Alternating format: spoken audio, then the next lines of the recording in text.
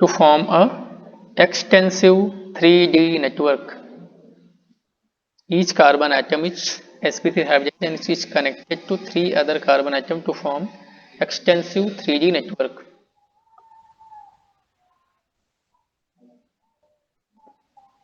ठीक है।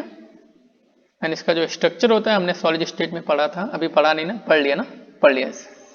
तो इसका स्ट्रक्चर होता है क्यूबिक क्लोज पैकिंग CCP, जिसमें half of the tetrahedral void are filled with carbon. Half of the tetrahedral void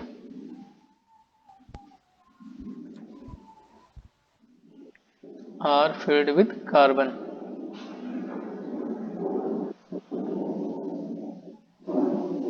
बताया था ना इसका जजनेस स्ट्रक्चर होता है, राइट। इसका जजनेस स्ट्रक्चर होता है, ये हम लोगों ने सॉलिड स्टेट में डिस्कस किया था। ये सर सॉलिड स्टेट में देखा था। ठीक है। And this is poor conductor of electricity because of absence of movable electron. यहाँ पे कोई भी फ्री इलेक्ट्रॉन है ही नहीं। Poor conductor of electricity due to absence of free electron. Poor conductor of electricity due to absence of free electron. And next point लिखना, good conductor of heat. Heat का अच्छा conductor होता है, good conductor of heat.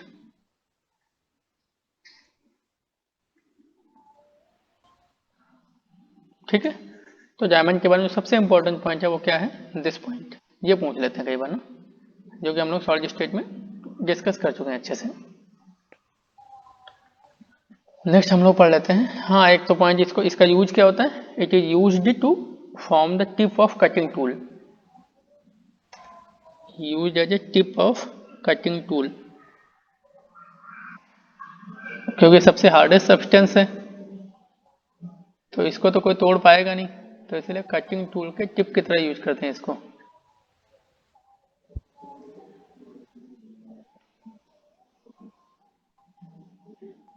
ठीक है, तो point. चलिए अब नेक्स्ट हम लोग डिस्कस करेंगे ग्रेफाइट।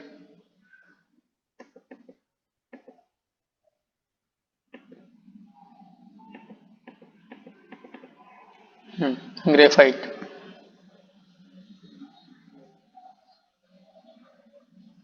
ग्रेफाइट का स्ट्रक्चर कैसा रहता है, एक कार्बन है, हर एक कार्बन sp2 हाइब्रिडाइज होता है इस तरीके से।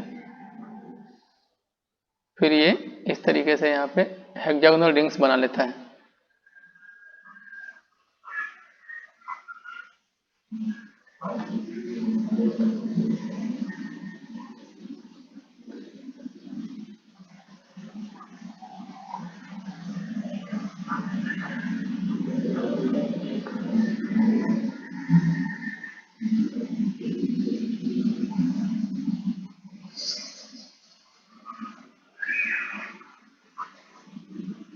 Like this is from the hexagonal rings.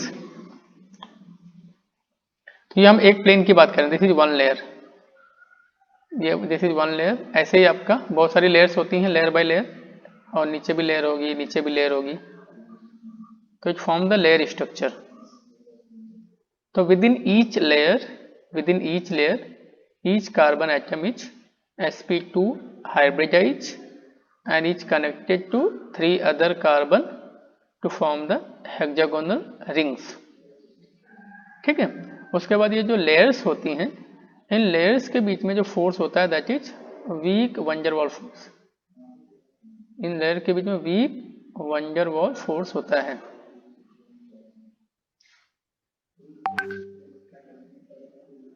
Week van der वाल फोर्स, एंड इसकी वजह से क्या होती है, ये जो लेयर्स हैं एक दूसरे के ऊपर स्लिप कर सकती हैं। Layers can slip over each other, slip over each other, and इसी की वजह से हम लोग ग्रेफाइट को एज ए लुब्रिकेंट यूज करते हैं, यूज्ड एज ए लुब्रिकेंट। अब कोई पूछे बताइए ग्रेफाइट में कार्बन कार्बन बॉन्ड ज्यादा स्ट्रांग होता है कि फिर डायमंड में, बताइए। क्या सर सिंपल? ग्रेफाइट में कार्बन कार्बन बॉन्ड ज्यादा स्ट्रांग होता है कि डायमंड में? डायमंड में होना चाहिए। डायमंड में होगा सर। तो डायमंड में होगा। डायमंड में कार्बन का हाइब्रिडाइजेशन क्या है? वो बस एच परसेंटेज का है। किसका अब बॉन्ड स्ट्रेंथ कैसे निकालते हैं? अब तुरंत पढ़ाया, तुरंत सब भूल गए ना, तुरंत फिर से जैसे वो निकालते हैं ना, एस्ट्रोलॉजिकल कैलकुलेशन करके आंसर देने लगे हैं। हाँ सर, वैसे तो ग्रेफाइट में होगा sp2 और कैसे sp3। करते हैं बताइए फिर? और मैंने कोई बॉन्ड स्ट्रेंथ कंपेयर करने का कोई क्राइटेरिया बताया? नहीं हम्म? नहीं नहीं नहीं, हम तो सीधा, आप कुछ भी बताओ, हम तो सीधा एस्ट्रोलॉजिकल कैलकुलेशन करेंगे ना, आंख बंद करेंगे, जो हमारे दिमाग में रिवील हो जाएगा वो लिख देंगे ना। तो यहाँ पे डायमंड में sp3 है और ग्रेफाइट में sp2 है, तो sp2 ज्यादा स्ट्रांग होगा sp3? sp2। sp2, इसका मतलब ग्रेफाइट में कार्बन कार्बन बॉन्ड ज्यादा स्ट्रांग होते हैं, होते हैं कि नहीं होते हैं? हाँ सर। फिर ये डायमंड कैसे हार्डेस्ट सब्सटेंस हो गया? यदि बॉन्ड ग्रेफाइट में ज्यादा स्ट्रांग है तो डायमंड कैसे बन गया हार्डेस्ट सब्सटेंस?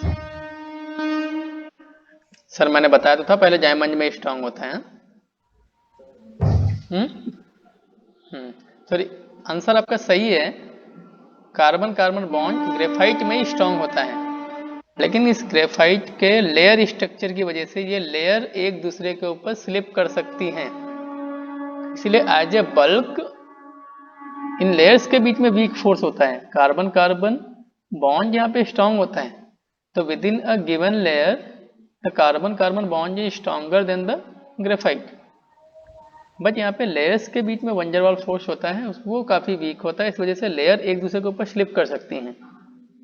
एंड ग्रेफाइट में क्या होता है? ग्रेफाइट में पहली बात तो ऐसा कोई लेयर स्ट्रक्चर नहीं होता, सेकंड थिंग पूरा एक्सटेंसिव 3D नेटवर्क बना के रहता है, सब एक दूसरे को पकड़ के रहते हैं, करेक्ट?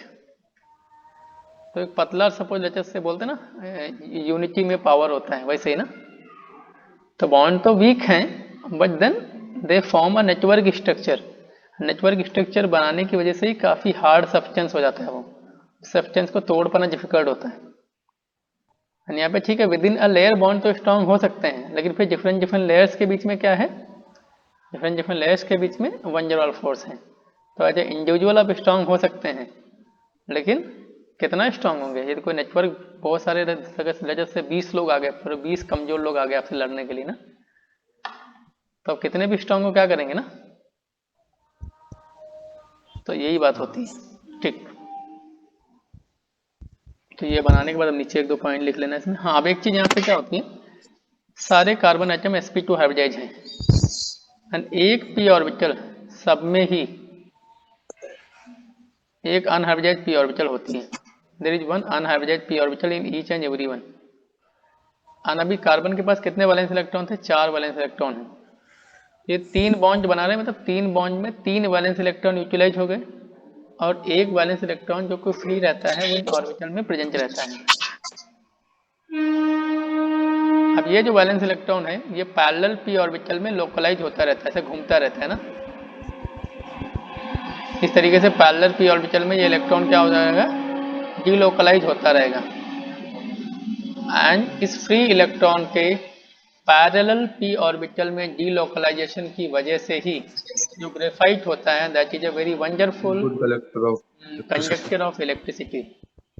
एंड माइंड इट, एक चीज और देख सकते हैं, ये जो हॉरिजॉन्टल, ये जो आपका लेयर है, उस लेयर के पैरेलल डायरेक्शन में इलेक्ट्रिसिटी कंडक्शन होगा, परपेंडिकुलर डायरेक्शन में नहीं होगा, बिकॉज ये जो p ऑर्बिटल हैं they are parallel to the layer, sorry, perpendicular to the layer, so the delocalization of electron will occur parallel to the layer, not perpendicular to the layer, and therefore the electricity conduction take place parallel to the layers, and in the perpendicular direction there will be no conduction of electricity। ठीक है, ये बात समझ आ रही है कि नहीं? Sideways, हाँ साइडवेज ही मूव करे, ऊपर तो जाएगा नहीं। ठीक। हाँ, तो ऐसा रहेगा, बिकॉज यहाँ पे डीलोकलाइजेशन के लिए ऑर्बिटल पैरेलल होनी चाहिए ना। Yes sir. चलिए, तो अभी कुछ पॉइंट लिख लीजिए। Graphite is consist of layers of carbon atom stacked one over another. Graphite is consist of layers of carbon atoms stacked one over another. These layers are bonded to each other by van der Waals force. These layers are bonded to each other by van der Waals force.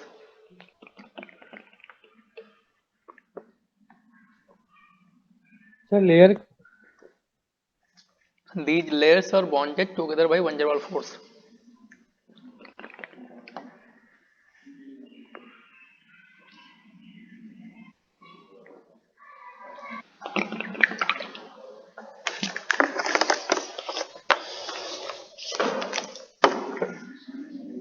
Now write down next point. Within each layer, अब मैं layer के अंदर चला गया हूँ, ठीक है. Within each layer, carbon atom is sp2 hybridized. Within each layer, carbon atom is sp2 hybridized and bonded to other atoms by covalent bond. And bonded to other atoms by covalent bond. And bonded to other atoms by covalent bond to give hexagonal rings. To give hexagonal rings.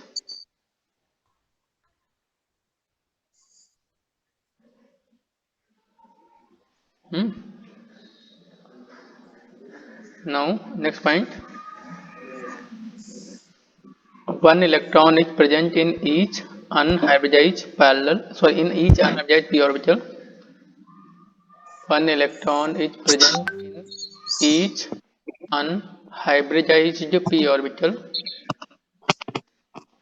One electron is present in each unhybridized p orbital.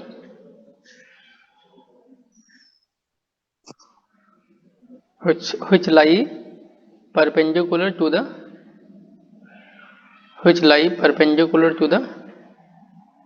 layers of carbon atom.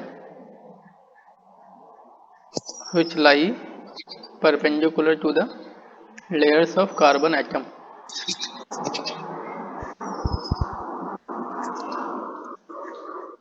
Now due to the delocalization of electron in the parallel p orbital,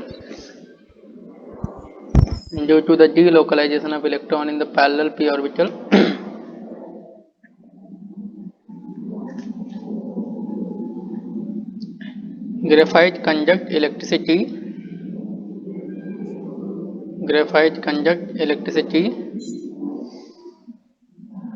parallel to the layers. Graphite conduct electricity parallel to the layers.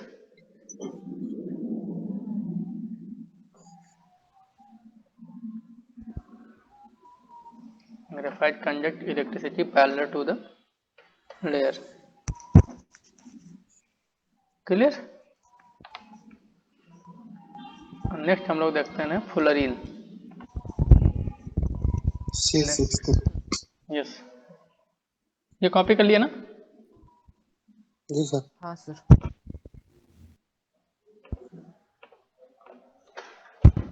Next देख लेते हैं हम लोग fullerene, that is C60.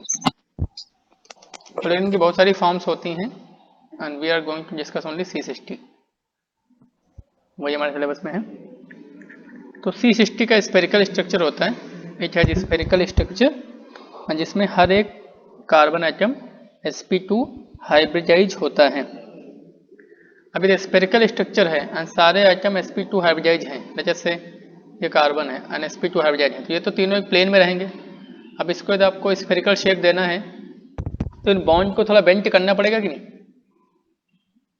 थोड़ा bent करना पड़ेगा कि नहीं. कर दो भाई. तो इसलिए जो बॉन्ड होते हैं वो थोड़े से स्ट्रेंज रहते हैं, बिकॉज बेंट करोगे तो थोड़ा स्ट्रेन आ जाएगा ना. तो write down first point write down. C60 has spherical structure with sp2 hybridized carbon atoms. C60 has spherical structure with sp2 hybridized carbon atom.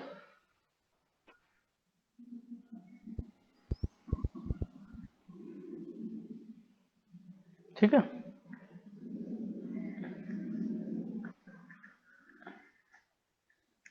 ठीक है. Now within each sphere, हर एक स्फेयर के अंदर hexagonal rings होती हैं और pentagonal rings भी होती हैं। तो within one sphere there are 3 pentagonal rings and 3 hexagonal rings. There are 3 pentagonal rings and 3 hexagonal rings. Write down, which consist of hexagons and pentagons. It consists of hexagons and pentagons.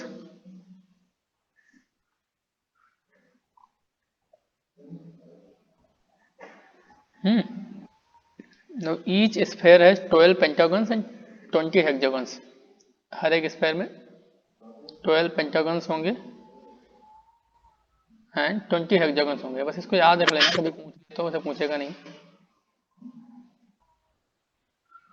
Each sphere has 20 pentagons and 20 hexagons, sorry 12 pentagons and 20 hexagons.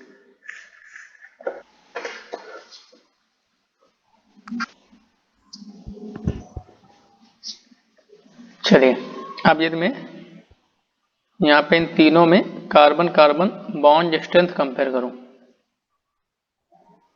Carbon carbon bond strength compare करूं तो सबसे ज्यादा किस में होता है? Graphite में होता है। विद इन ईच लेयर की बात कर रहा हूँ, ग्रेफाइट के ईच लेयर के अंदर सबसे ज्यादा ग्रेफाइट में होता है with in each layer. And फिर डायमंड में होता है, सबसे वीक होता है फुलरीन में। फुलरीन में तो sp2 हाफ दिया, फिर भी वीक क्यों होता है? वीक होता है वो बॉन्ड एंगल स्ट्रेन की वजह से, एंगल स्ट्रेन की वजह से वीक हो जाता है। अब इनमें उसको स्फेरिकल में घुमा दिया इसने। थर्मल स्टेबिलिटी, यदि मैं थर्मल स्टेबिलिटी की बात करूं तो थर्मल स्टेबिलिटी ग्रेफाइट की सबसे ज्यादा होती है। ध्यान रखिएगा, थर्मल स्टेबिलिटी सबसे ज्यादा किसकी होती है? ग्रेफाइट की। इसलिए ग्रेफाइट को हम लोग स्टैंडर्ड फॉर्म लेते हैं। याद आ रहा है थर्मो पढ़ लेते जब? हाँ सर।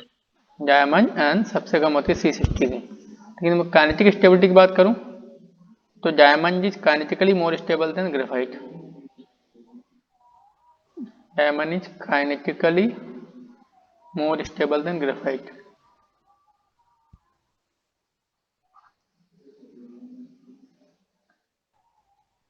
केवल स्टेबिलिटी पूछे तो क्या लिखेंगे? यही लिख के आना, थर्मल वाला।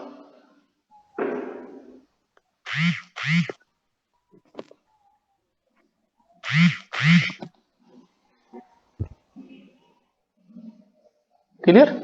चलिए अब हम लोग डिस्कस करेंगे नेक्स्ट। यस बताइए सर, काइनेटिक स्टेबिलिटी का मतलब क्या होता है? काइनेटिक मतलब रिदम रेट वेट की बात करेंगे। काइनेटिक मतलब रेट एंड थर्मल, थर्मल का मतलब होता है थर्मल स्टेबिलिटी मीन्स जो थर्मोडायनामिक्स से हम लोग निकालते हैं। अच्छा, काइनेटिक मतलब इसका रेट से रिलेशन होता है। अच्छा, ओके सर। चलिए अब हम लोग डिस्कस करेंगे नेक्स्ट मल्टी संख्या स्ट्रक्चर। मल्टी संख्या स्ट्रक्चर आपके नीट में ज़्यादा पूछते नहीं है,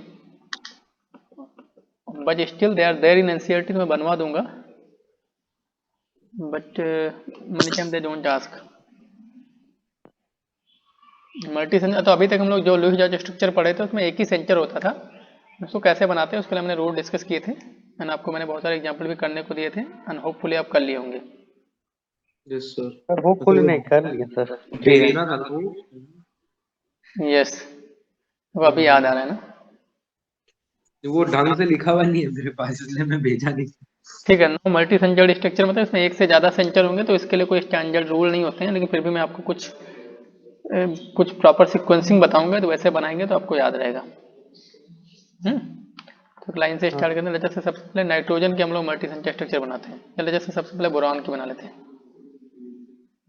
इसमें बोरान की मल्टी संख्या स्ट्रक्चर की बात करता हूँ मतलब तो यहाँ पे बहुत सारे मल्टी संख्या स्ट्रक्चर हैं जिनको हम लोग जिसमें एक सेंचर होता था उन्हीं स्ट्रक्चर से डिराइव कर सकते हैं। तो थोड़ा सिस्टमेटिकली याद रखेंगे तो आपको याद रहेगा।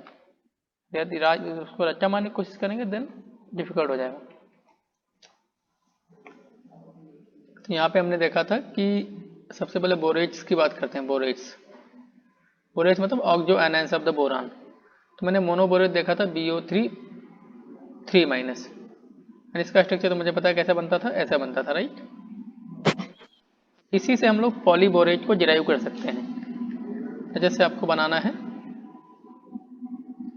B2O5 4 माइनस, तो देखो B2O5 4 माइनस कैसे डिराइव कर सकते हैं, 2 BO3 3 माइनस की 2 यूनिट ले लो, हम 2 यूनिट में से एक O2 माइनस को सब्ट्रैक्ट कर दो, ऊपर वाला आ जा रहा है कि नहीं। अब इसका हाँ सर। स्ट्रक्चर भी ऐसे ही बनेगा, इसका स्ट्रक्चर भी आपको ऐसे ही बनाना है। 2 मोनोबोरेट को पास पास में रखो ऐसे, और उसके बाद जो ये 2 ऑक्सीजन इनको मर्ज करके एक O2 माइनस को बाहर कर दो। तो स्ट्रक्चर कैसा बन गया, BO minus O minus O BO minus and O minus, ऐसा हो जाएगा कि नहीं। ठीक है। फिर बॉन्ड ऑर्डर की बात करें तो यहाँ पे देखिए, यदि बॉन्ड ऑर्डर की बात करें तो यहाँ पे बॉन्ड ऑर्डर कितना हो जाएगा, 1.5 हो जाएगा। क्यों 1.5 होगा, बिकॉज एट ए टाइम इसमें से किसी न किसी एक को हम डबल बॉन्ड बना के रख सकते हैं कि नहीं। एट ए टाइम हम किसी न किसी एक को डबल बॉन्ड बना के रख सकते हैं, बैक बॉन्डिंग हो जाएगी। एट ए टाइम दोनों नहीं बना पाएंगे, बट एक तो बना ही लेगा ना, ठीक है। हाँ तो फिर 1.5 बॉन्ड इधर भी हो जाएगा, और इधर भी हम लोग एट ए टाइम एक को डबल बॉन्ड बना के रख सकते हैं, तो इधर भी बॉन्ड चार्ज कितना हो जाएगा, 1.5 हो जाएगा, राइट।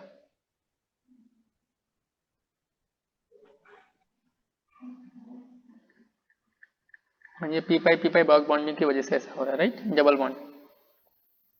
एंड ऐसे मुझे लेते से ट्राइबोरेज बनाना है। ट्राइबोरेज का फार्मूला क्या बन जाएगा, B3O7 एंड 9 माइनस 4 5 माइनस, ये बन जाएगा। तो इसमें क्या करना है आपको, 3 BO3 3 माइनस ले लेने हैं और उसमें से 2O2 माइनस को सब्ट्रैक्ट कर देना है। स्ट्रक्चर भी वैसे बन जाएगा, BO माइनस O माइनस, 3 को बगल बगल में रखो और मर्ज कर दो, तो स्ट्रक्चर भी वैसे आ जाएगा।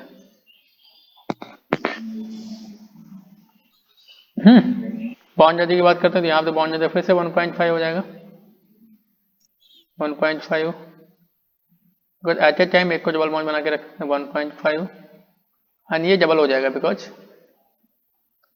यहाँ पे एक ही बॉन्ड है बस, तो ये बॉन्ड चार्ज 2 हो जाएगा, राइट। अब लेक्चर से मैं लीनियर पॉलीबोरेट का जनरल फार्मूला लिखना चाहूँ। मैंने डाई बनाया, ट्राई बनाया, ऐसे लेक्चर से मैं N लगा दूँ तो जनरल फार्मूला क्या बन जाएगा,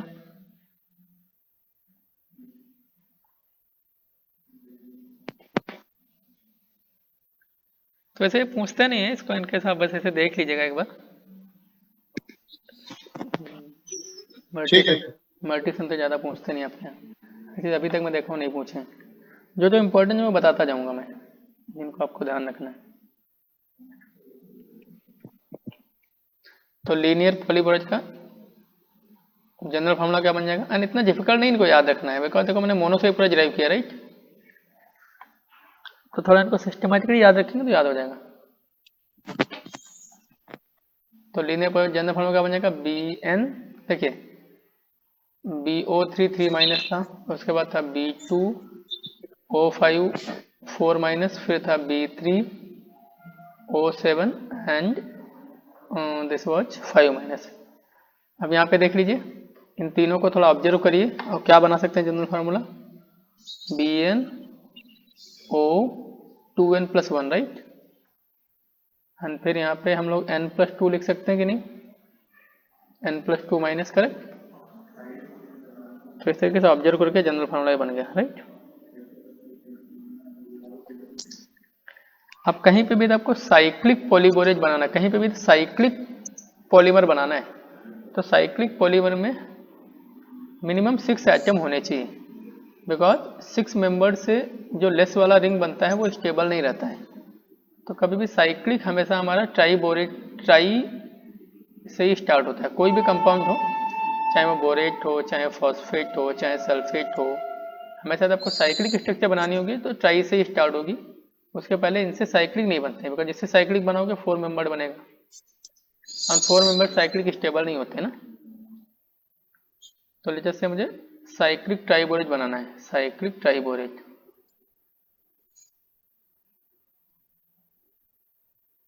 तो साइक्लिक ट्राइबोरेज का मतलब क्या है, जो आपका लीनियर ट्राइबोरेज है उससे एक O को और माइनस कर दो। तो साइक्लिक का मतलब क्या है, साइक्लिक का मतलब क्या हुआ दिखाता हूं मैं ऊपर।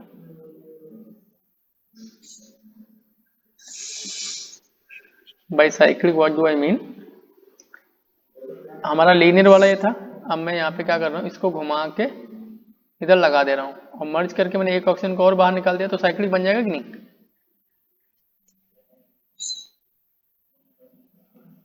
तो B3O7 5 माइनस था, यहाँ से एक ऑक्सीजन को मैंने और बाहर निकाल दिया, तो क्या बन गया B3O6 3 माइनस बन गया कि नहीं। तो ये आपका साइक्लिक ट्राइबोरेज होता है। स्ट्रक्चर कैसा बन जाएगा इसका, BO BO एंड B, सारे बोरॉन पे एक एक ऑक्सीजन और होगा। और अभी मैंने देखा था यहाँ पे इसका प्लेनर स्ट्रक्चर होता है due to the p pi back bonding, planar structure हो जाता है, राइट।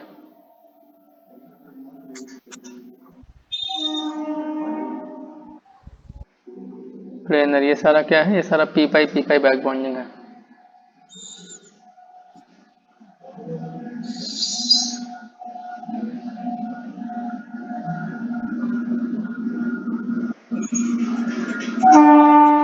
ओके चलिए अब यहाँ पे एक सर स्लाइड एक बार ऊपर कीजिए ना।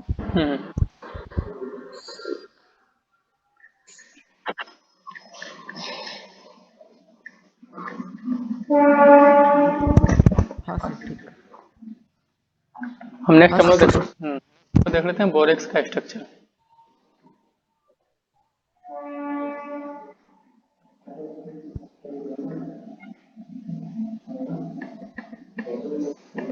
बोरेक्स,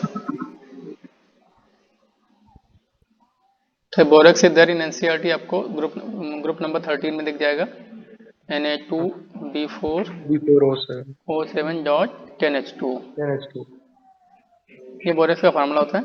इसका स्ट्रक्चर बनाने के लिए हम लोग इसको ऐसे लिखेंगे, देखिए Na plus whole twice and then I will write it B4O5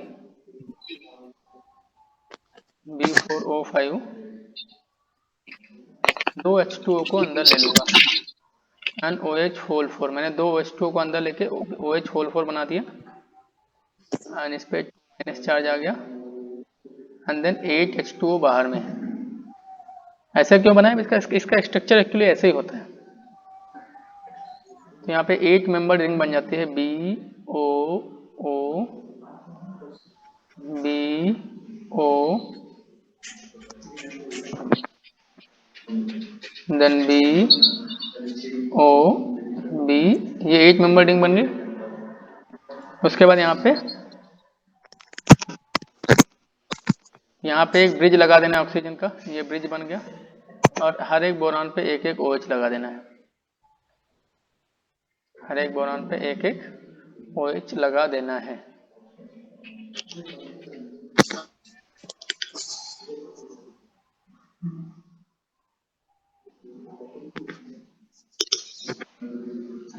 ध्यान से देखिए ये स्ट्रक्चर बन गया इसका। अब यहाँ पे मैं सारे ऑक्सीजन का हाइब्रिडेशन निकालूंगा, I will calculate hybridization of each and every oxygen.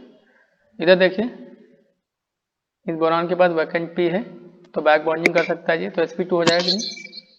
इसके साथ नहीं कर पाएगा बिकॉज यहाँ पे ऑलरेडी 4 बॉन्ड बना के बैठा हुआ है, तो इन दोनों बोरॉन के पास वैकेंट ऑर्बिटल नहीं है, तो ये दोनों बोरॉन बैक बॉन्डिंग में पार्टिसिपेट नहीं करेंगे। बट ये ऑक्सीजन इसके साथ तो कर सकता है ना, इसके साथ कर सकता है, ये वाला ऑक्सीजन इसके साथ कर सकता है और ये ऑक्सीजन भी इसके साथ कर सकता है, ये ऑक्सीजन इसके साथ कर सकता है, ये भी इसके साथ कर सकता है, ये भी इसके साथ कर सकता है। एट ए टाइम एक ही करेगा लेकिन पॉसिबिलिटी तो तीनों की है। तो ये भी sp2 हो गया, ये भी sp2 हो गया, ये भी sp2 हो गया, ये भी sp2 हो गया और ये भी sp2 हो गया, ये वाला भी sp2 हो गया,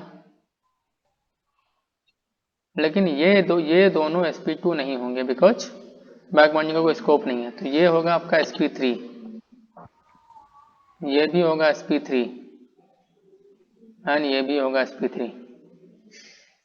तो यहाँ पे sp2 कार्बन कितने हैं? How many sp2 carbon are there? Carbon total 6 carbon sp2 हैं। एंड sp3 कार्बन कितने हैं? और ऑक्सीजन ना, आई एम सॉरी, ऑक्सीजन। चल एंड sp3 ऑक्सीजन कितने हैं? 3 हैं। ये क्वेश्चन एक बार जेई में पूछा गया था। बोरेक्स में कितने sp2 और कितने sp3 कार्बन होते हैं? एंड स्ट्रक्चर इसे याद पूछ होना चाहिए। पहले तो स्ट्रक्चर याद होना, उसके बाद बैक स्ट्रक्चर बॉन्डिंग। सिंपल है, देखो बस इसको ऐसे लिख लो तो आपको बस खाली आपको 8 मेंबर रिंग बनाना है। तो ये हो गया आपका बोरेक्स। एक कंपाउंड और होता है बोरान का, बोराजीन करके, जिसको इनऑर्गेनिक बेंजीन बोलते हैं। इनऑर्गेनिक,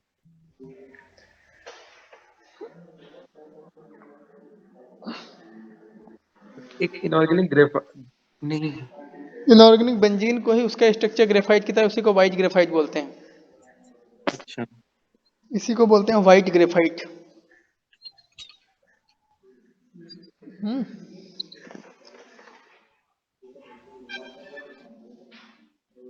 सर आगे बताएंगे। ये हो गया ना? नहीं नहीं, ठीक। जल्दी करो हाँ फिर। सर, हो गया।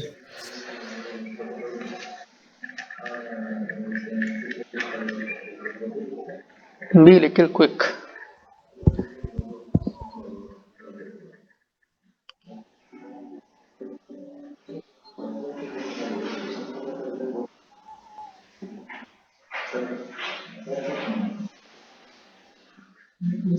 ठीक है, हो गया।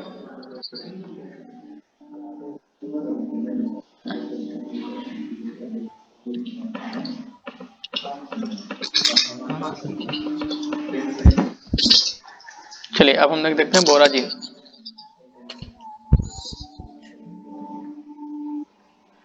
बोराजीन को हम लोग इनऑर्गेनिक बेंजीन भी बोलते हैं, इनऑर्गेनिक बेंजीन।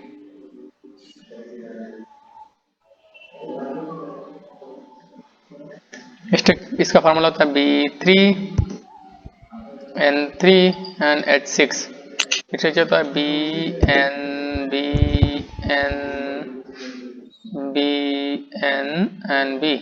एंड सब पे एक एक हाइड्रोजन लगा दो। स्ट्रक्चर इसका बेंजीन से सिमिलर है, इसीलिए इसको इनऑर्गेनिक बेंजीन बोलते हैं, राइट। हम देख सकते हैं नाइट्रोजन के पास एक एक लोन पेयर है कि नहीं सबके पास। और बोरान का ऑर्बिटल खाली है, तो बैक बॉन्डिंग के थ्रू ये डबल बॉन्ड बना लेते हैं। यहाँ पे प्लस आ गया, यहाँ माइनस आ गया, plus minus plus and minus. Planar होता है पूरा। पूरा प्लेनर होता है, स्ट्रक्चर बेंजीन से मिलता जुलता है, इसलिए इनऑर्गेनिक बेंजीन बोलते हैं। एरोमेटिक भी होता है ये। एरोमेटिसिटी आ गई कि नहीं? हाँ sir.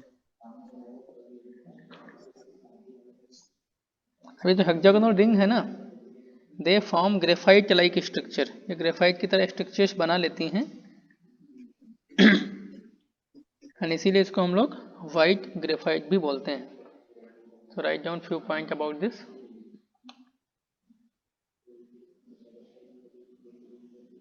These hexagonal rings form graphite-like structure.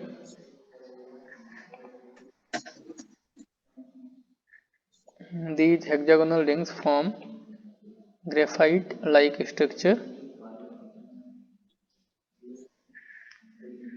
These hexagonal rings have graphite-like structure, and the resulting polymer has the formula Bn. यदि आपको इनका पॉलीमर बनाना है तो ऑब्वियसली हम एक वैलेंसी को वैकेंट करना पड़ेगा, तो हाइड्रोजन गायब हो जाते हैं। And the resulting polymer has the formula Bn। Polymer का जो फार्मूला होता है वो Bn होता है, empirical formula. Resulting polymer has formula Bn। ठीक है। अब क्या होता है, एक लेयर का बोरान दूसरी लेयर के नाइट्रोजन के जस्ट ऊपर होता है, और इस लेयर का नाइट्रोजन दूसरी लेयर के बोरान के ऊपर होता है। ठीक है। Boron and nitrogen atoms are just above one another in parallel sheets. Boron and nitrogen are just above one another in parallel sheets.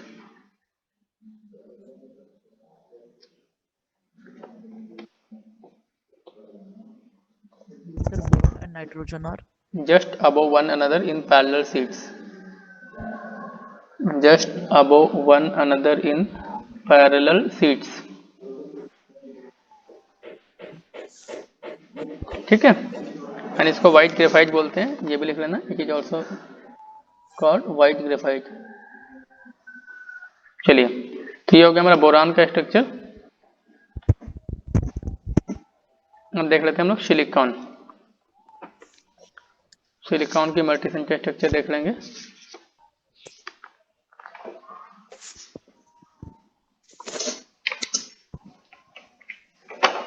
Clear?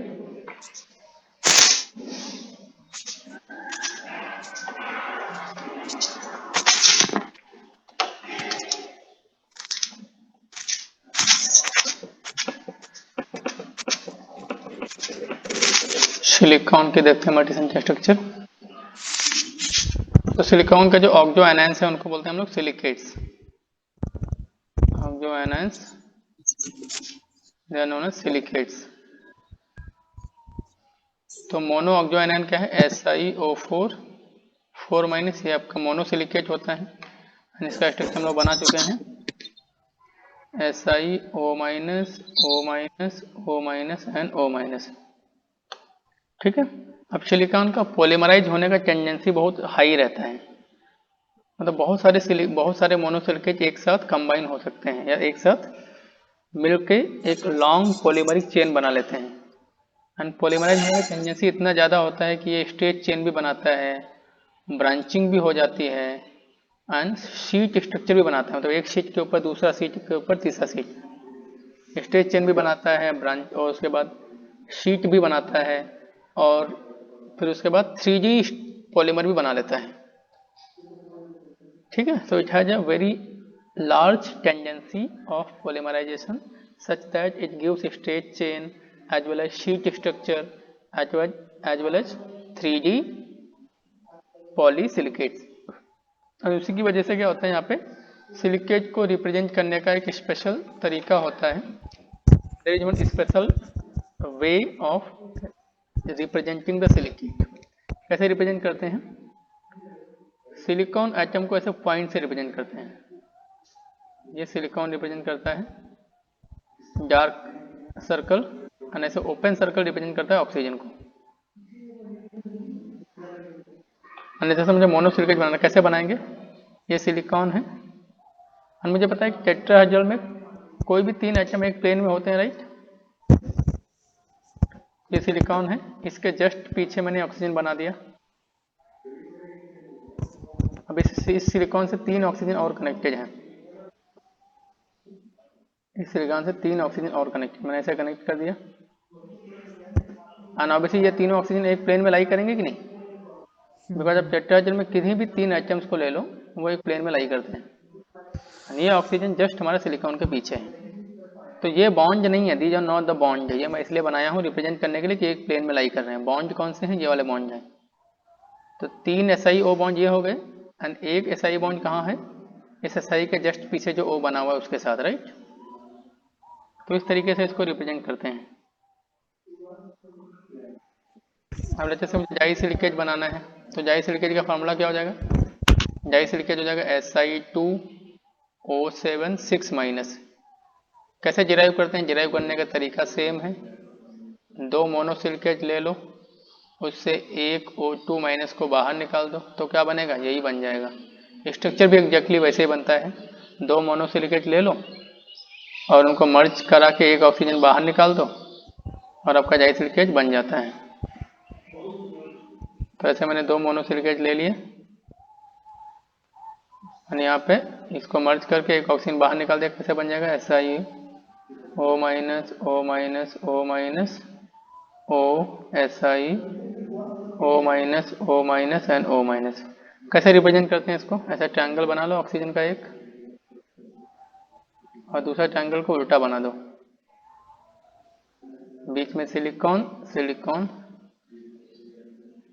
ये ऑक्सीजन, फिर इस सिलिकॉन को टर्मिनल वालों से कनेक्ट कर दो, राइट?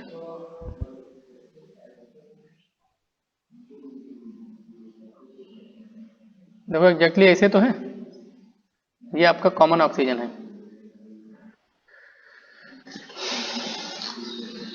समझ आया कि नहीं? हाँ सर, वैसा ही जो पहले से बताए थे, मल्टी सेंटर एटम। ये सब मल्टी सेंचुरी चल रहा है अभी और क्या, हम्म। Multi centre only.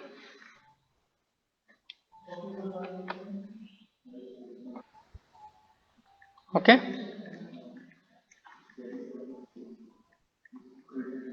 हाँ sir. Yes sir. Multi centre are not that important, तो इसके चक्कर में बाकी चैप्टर मत भूल जाइएगा ना। ना सर ठीक। हम्म। तो आप ट्राई सिलिकेट बनाते हैं, फार्मूला क्या बन जाएगा try silicate? Si3O10 and 8 minus. कैसा स्ट्रक्चर आ जाएगा? सिंपल बना लो, एक ट्रायंगल बनाया, दूसरा ट्रायंगल नीचे बना दिया, तीसरा ट्रायंगल फिर ऊपर बना दिया, ऐसे अल्टरनेट बनाते जाते हैं। ये सिलिकॉन कनेक्ट कर दिया इन तीनों के साथ,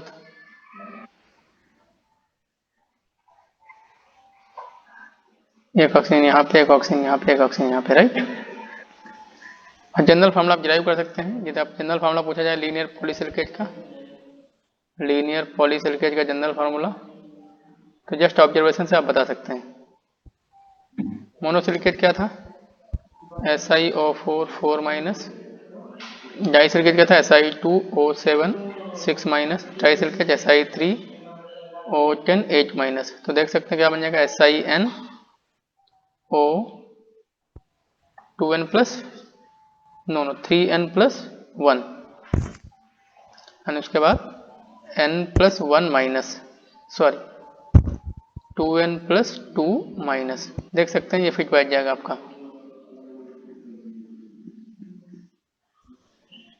चलिए, अभी तो मुझे साइक्लिक बनाना है, तो साइक्लिक ट्राइसिलिकेट जैसे बनाना पहले। साइक्लिक ट्राइसिलिकेट, साइक्लिक स्ट्रक्चर हमेशा ट्राई से ही स्टार्ट होता है, उससे पहले 4 मेंबर रिंग बनेगी, वो जो कि स्टेबल नहीं होती है, बनती नहीं है। तो फार्मूला क्या बन जाएगा? देखिए इसका Si3O9, यहाँ पे जो आपका लीनियर था उससे एक ऑक्सीजन को और गैप करना है, O9 एंड 6 माइनस बन जाएगा। कैसे बनाते हैं इसको? जब भी कोई साइक्लिक बनाना हो, पहले जितने मेंबर्ड है, जैसे यहाँ पे 3 सिलिकॉन है, तो 3 ऑक्सीजन का एक रिंग बना लो। अब हर एक साइड के ऊपर एक एक ट्रायंगल और बना दो। ये बन गया बेसिकली आपका, ठीक है। एंड फिर यहाँ पे एक एक सिलिकॉन यहाँ पे कनेक्ट कर दो इससे।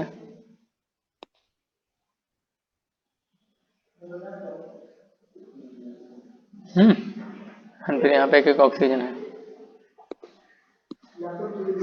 ऐसा हो जाता है, राइट।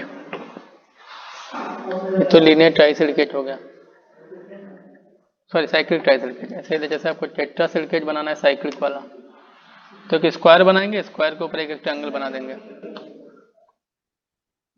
यदि आपको टेट्रा सिलिकेट बनाना है तो इस Si4O12 एंड 8 माइनस बन जाएगा। तो एक स्क्वायर बनाएंगे, यहाँ बना दे रहा हूं मैं, और सब पे एक एक ट्रायंगल बना दो।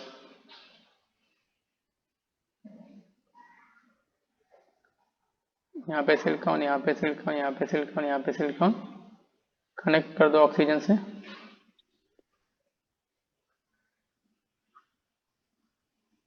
ऑक्सीजन यहाँ पे भी होगा।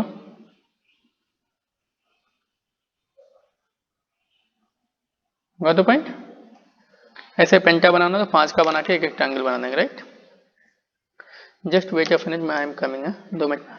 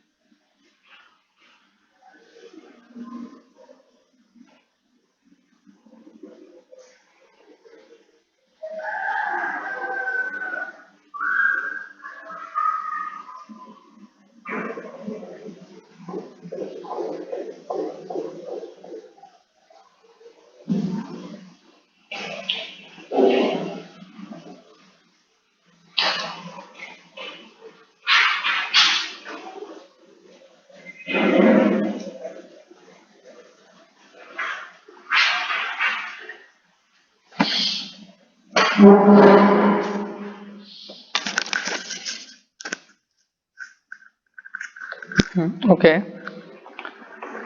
So next we will see the structure of nitrogen. Multicenter structures of nitrogen. So nitrogen के ऑक्साइड खूब इंपॉर्टेंट है, एनसीईआरटी में भी है, उनका स्ट्रक्चर्स आपको आना चाहिए। नाइट्रोजन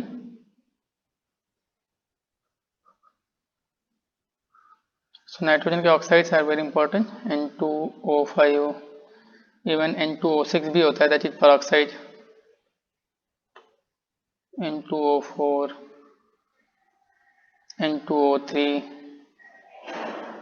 एंड देन N2O, ये तो हम लोग सिंगल सेंचर में बना चुके हैं, N2O and NO2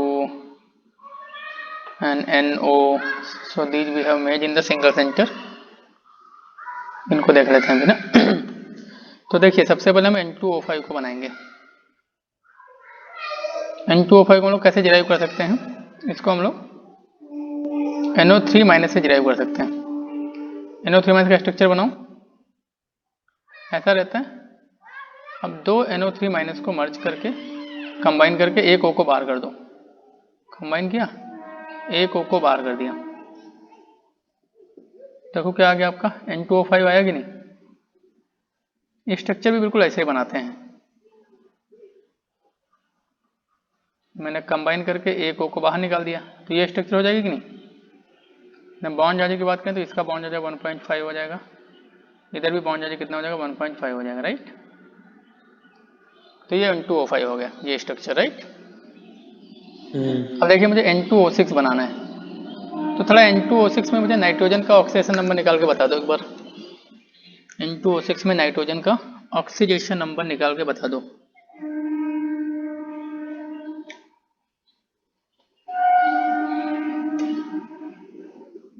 इतना टाइम लग रहा है, माय गॉड। +5 में रहेगा, +5 में रहेगा ना। अरे ये कैलकुलेट करना भी नहीं आता आप लोगों को।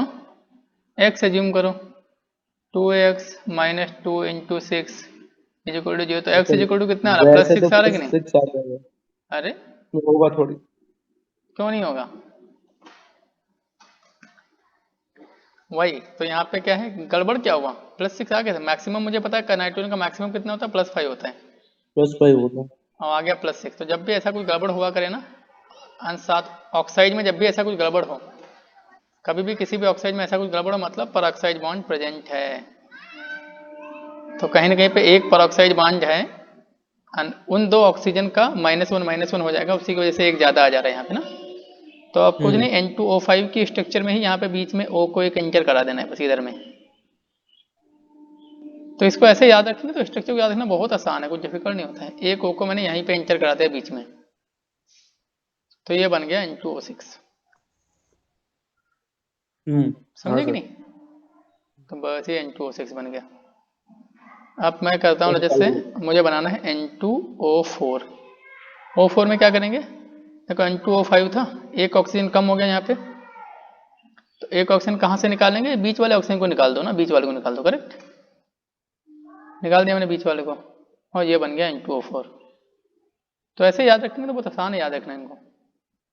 अब आप देख सकते हैं एडजेसेंट नाइट्रोजन, एडजेसेंट एटम पे पॉजिटिव चार्ज, एडजेसेंट एटम पे पॉजिटिव चार्ज होने की वजह से ही N2O4 बहुत ज़्यादा स्टेबल नहीं होता है। इसको थोड़ा सा हीट करो, टूट जाता है बीच से यहाँ से, और 2NO2 बना लेता है।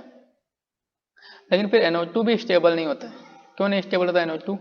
NO2 में क्या प्रॉब्लम है, NO2 में प्रॉब्लम यह है भाई, इसके बाद अनपेयर्ड इलेक्ट्रॉन होता है, अनपेयर्ड इलेक्ट्रॉन भी खूब स्टेबल नहीं होते हैं ना।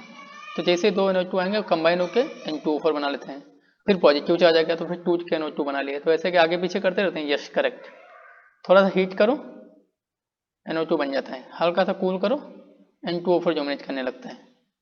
got the point?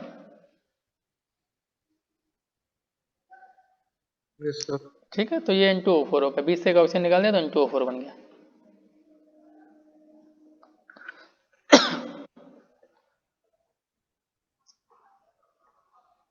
अब मुझे बनाना है N2O3, तो N2O3 में क्या करेंगे, तो साइज वाला वो निकाल दो। कॉपी कर लिया?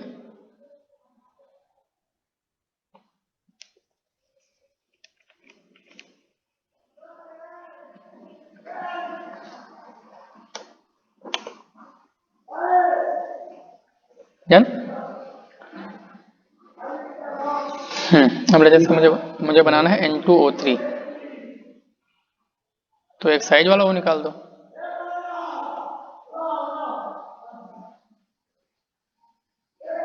ये वो निकाल दिया तो यहाँ पे एक लोन पे आ जाएगा, इस पे पॉजिटिव चार्ज। अब इसका एक स्ट्रक्चर और पॉसिबल होता है, there is one more structure which is possible. ये ऑक्सीजन बीच में रख दो, तो ये भी स्ट्रक्चर पॉसिबल होती है इसकी। तो हम लोग एग्जाम में आ जाए हम किसको मानेंगे, जिस स्ट्रक्चर के अकॉर्डिंग ऑप्शन दे हूँ उसको मान लेना। तो ऑप्शन पढ़ने के बाद समझ आ जाएगा ना किसकी बात कर रहा है, राइट।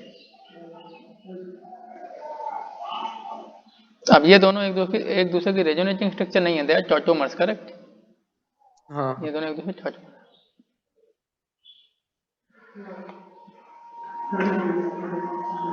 तो ये ऐसे ऑक्साइड बहुत आसान है, देखो मैंने N2O5 को डिराइव कर लिया NO3 माइनस से, ठीक है। फिर N2O6 बीच में एक ऑक्सीजन एंटर करा दिया, उसके बाद N2O4 बीच का ऑक्सीजन निकाल दिया, N2O3 साइड वाले को निकाल दिया, बस हो गया।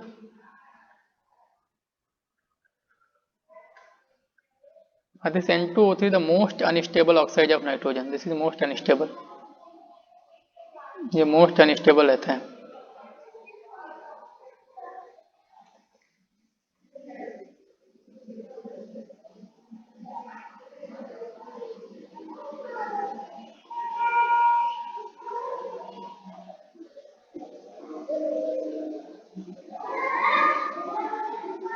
कल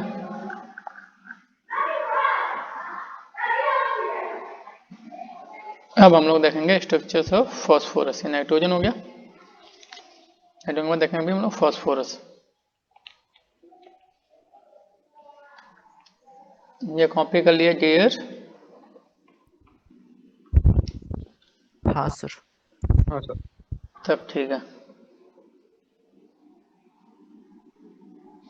इन सबको ध्यान रखना है ना, these you have to keep in mind. ये सारी स्ट्रक्चर्स एनसीईआरटी में गिवन है।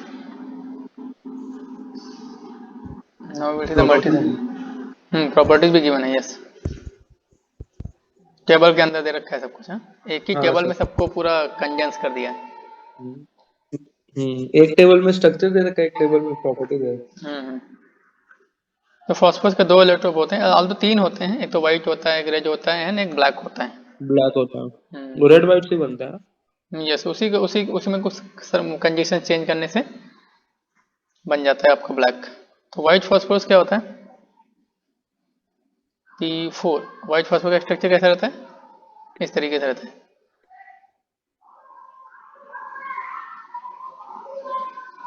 ऐसे रहता है, ऐसे। ये है आपका व्हाइट फॉस्फोरस।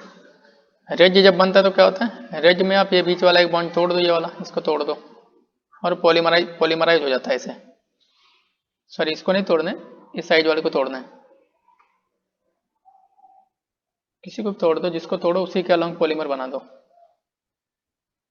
तो रेज ऐसा हो जाएगा। इस तरीके से बहुत सारे फॉस्फोरस की यूनिट एक साथ कंबाइन हो जाती हैं।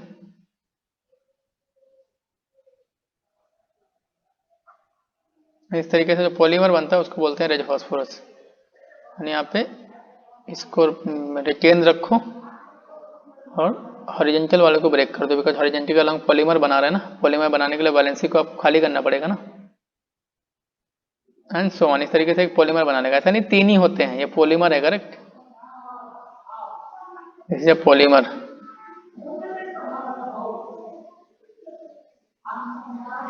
अब कुछ दिन के बाद कंफ्यूजन क्या होता है, कौन था रेड एंड कौन था व्हाइट, ये भूल जाते हैं लोग। हाँ, तो देखो यहाँ पे रेड और व्हाइट में छोटा, यहाँ पे व्हाइट छोटा है कि रेड छोटा है, मैं वर्ड पूछ रहा हूँ, वर्ड कौन सा छोटा है, रेड। सर रेड छोटा है। तो जो छोटा उसका स्ट्रक्चर बड़ा, ऐसे याद रखिएगा ना, और जो इनवर्सली बड़ा प्रोपोर्शनल। उसका छोटा, करेक्ट। तो इसको एक दो बार दिमाग में कंटेम्पलेट कर लीजिए, जब भी भूलेंगे तो आपको क्लास में ये जो मैं बताया हूँ ये तुरंत से याद आ जाएगा। हाँ सर। तो इस तरीके ब्लैक में क्या होता है, ब्लैक जब बनता है तो ये वाला बॉन्ड भी टूट जाता है और कुछ नहीं, ये वाला बॉन्ड भी टूट जाता है, तब उसको ब्लैक बोल देते हैं, करेक्ट। ये तो हो गया एलोट्रोप फास्फोरस के। जल्दी से स्ट्रक्चर कॉपी करिए। अब हम लोग इसके फॉस्फेट देख लेते हैं, ऑक्सो एनायंस ऑफ फास्फोरस। जो भी पॉलीमर्स होते हैं उनको हम लोग मोनोमर से डिराइव कर सकते हैं। इन स्ट्रक्चर्स को याद रखना उतना डिफिकल्ट नहीं है ना, एक दो बार प्रैक्टिस कर लेंगे, जिस तरीके से बताया हूँ उस तरीके से याद रखने की कोशिश करेंगे ना, it will be very easy. उनको आइसोलेशन में याद करने की कोशिश करेंगे तो फिर हो गया सर। हो गया फिर। हाँ नहीं सर, मतलब हो गया ये, लेकिन हाँ, ये दोनों चीज हो गई, वो भी हो जाएगा फिर। हाँ सर। चलिए तो अभी ऑक्सो एनायंस देख लेते हैं। तो मोनोफॉस्फेट मैंने देखे थे, PO4 3-, इसका स्ट्रक्चर भी हमने देखा था, P double bond O minus and O minus. अब जब पॉलीफॉस्फेट बनाने हैं इसी को जोड़ते जाओ बस, और कुछ नहीं। जब आपको डाइफॉस्फेट बनाना है तो P2O7 4- बन जाएगा, 2 को मर्ज किया, 1 O को बाहर निकाला, स्ट्रक्चर भी वैसे ही बन जाएगा। 2 यूनिट को पास पास रखो, 1 O को मर्ज करके O2- बाहर निकाल दो, सॉरी O माइनस, यहाँ पे OP डबल बॉन्ड O, यहाँ पे एक ही O- बचेगा, 2 गायब हो गए ना, double bond O minus, sorry 3 क्यों बनाए दे रहा हूँ, मुझे जाई बनाना है ना, O माइनस एंड, हाँ अभी सही है। बॉन्ड जब पूछा जाए तो इसका बॉन्ड जब कितना हो जाएगा, 4/3 हो जाएगा, इधर वाले का भी कितना हो जाएगा, 4/3 हो जाएगा। और ऐसे हम लोग ट्राईफॉस्फेट भी बना सकते हैं। ट्राईफॉस्फेट में P3O10 एंड ये हो जाएगा 5-। 3 को मैंने मर्ज किया, 2 O2- को बाहर निकाल दिया, तो देखो P3O10 चार्ज कितना कम हो जाएगा, 4, 3 3 जा 9 में से 4 सब्ट्रैक्ट कर दो, 5- हो गया। स्ट्रक्चर वैसे बना देना है, पास में 3 यूनिट को रखो और मर्ज करके बना दो, O minus P double bond O minus and O-, right. तो आपको लीनियर पॉलीफॉस्फेट का जनरल फार्मूला लिखना है, लीनियर पॉलीफॉस्फेट का जनरल फार्मूला लिखना है। तो आप यहाँ जनरल फॉर्मूला तो सारा लीनियर और साइक्लिक का सब याद रखना है एकदम। याद देखो, आप थोड़ा कॉमन सेंस से देख सकते हैं तो ठीक है, मैं कुछ इसको याद थोड़ी रखा, मैं आपके सामने डिराइव कर रहा हूँ इसको। इन तीनों से देखो क्या पैटर्न बनेगा, यदि मैं इसको n लिखता हूँ, यहाँ पे 7 हो रहा है, यहाँ पे